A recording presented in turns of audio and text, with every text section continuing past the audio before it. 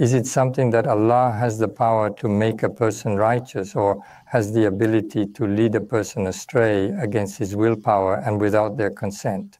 No, but it is still something that is done by Allah as a result of His will. So a person can embrace guidance and take steps, but cannot succeed in guidance on their own.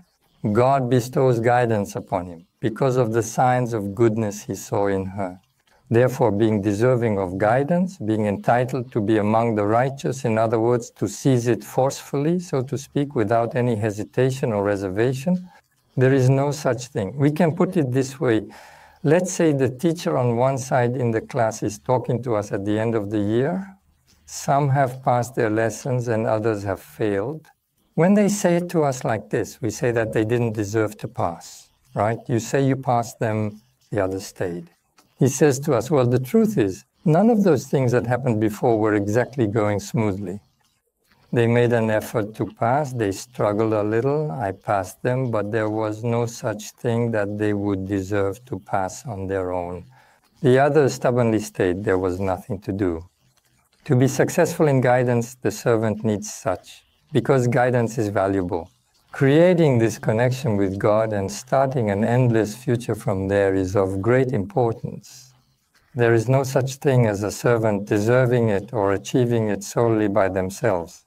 Theoretically, it is not possible. That's why when Almighty God summarizes past nations, there are also those whom we guided, just like what the teacher said about what we went through.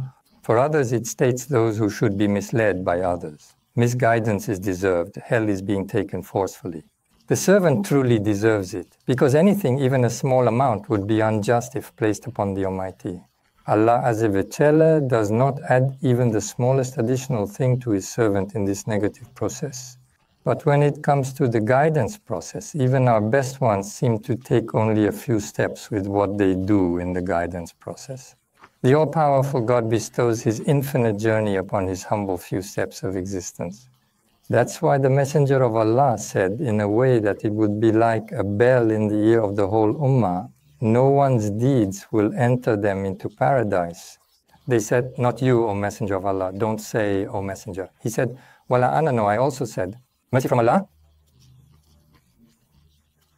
God showers me with mercy. Rasulullah described his situation, stating he would enter paradise with an abundance of mercy and blessings bestowed upon him by the Almighty God.